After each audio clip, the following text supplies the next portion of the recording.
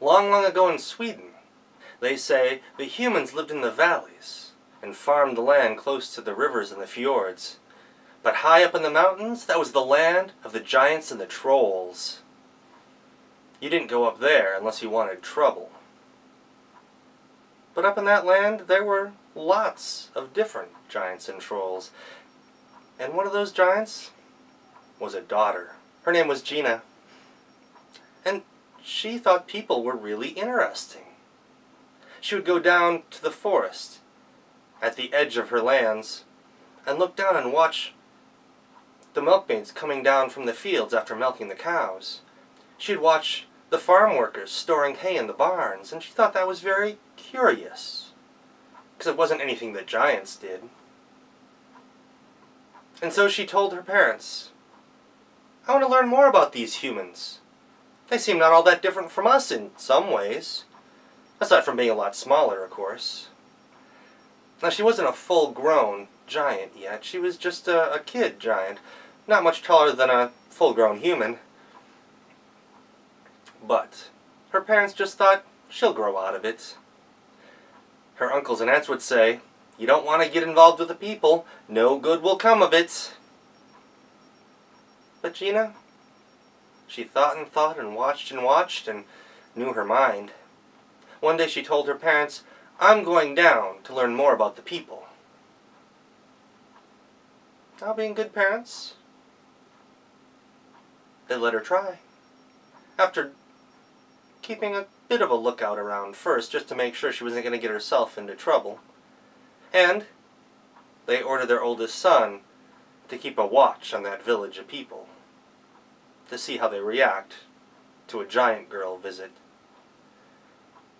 But strangely enough, when Gina went down the hill, dressed in her furs the way she was, she looked not all that different from a country girl. And when she went to the third house down the road, after the first two said they had no work for a girl, a merchant's wife opened the door and said, "Sure, of course we do," and set her to work. The problem was, of course, being a giant, she was bigger and stronger than all the other girls, and washing the dishes, she would accidentally break them. Trying to sweep the floor, she would snap the broom in half. When the wife complained to her husband, the husband said, "Well, I've got work for her." He was a man who knew a lot about making money, and one important part about making money is paying your workers as little as possible. Since Gina had no idea about wages and never asked about it, the merchant and his wife never paid her a penny. He set her to work moving huge boxes and bales around in his warehouse. And as the days went by and the weeks went by, it was time for the merchant and his wife to go on a sailing trip. A merchant has to travel from time to sell his wares. But the merchant's wife never liked Gina. And so, before they got into the boat, the merchant's wife went up to Gina and said, "When I come back, you'd better be gone."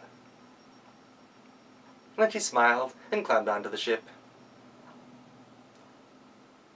Gina felt sort of sad about that. She thought she was working as hard as she could, but still, this woman at least didn't like her. The other girls saw how sad she looked and they said, Gina, what are you going to do with all your wages?" "Wages? What's that?" she said. "Well, it's the money you get for all the work you've been doing. You're as strong as 3 or 4 of us. You must be getting paid well for all your work." And then a thought came to Gina.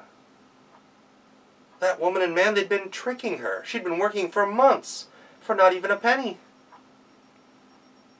She thought and she thought and she thought, and then she got up and said, "Well, if they weren't going to pay me what they owe me, then I'll just take my wages."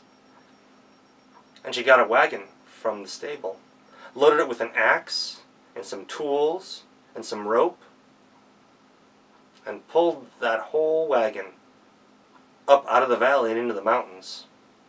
She used the axe to chop down trees to build herself a log cabin and to cut some firewood.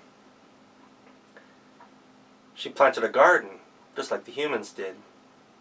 And even though her giant family would come by and say, "No good'll come of this," they very quickly noticed that living in a cabin and sleeping in a bed was rather comfortable. And with all the giant boys very happy to come visit Gina and borrow her axe, or ask her to teach them how to do something that she learned from the humans, she always had lots of people bringing her gifts. Sausages and vegetables to eat. And people say she had a beautiful house there, much bigger than a regular old human house. A door at least 10 feet tall and wide enough for a giant, because she did, of course, grow up to full giant size. And some people say that she settled down and married another giant. Other people say she decided not to. But no matter what, her father and mother looked at Gina and realized she had done what all parents want for their children. She'd found a way to make her way in the world, to care for herself and for others. Might we all be so lucky. And that's the end of the story.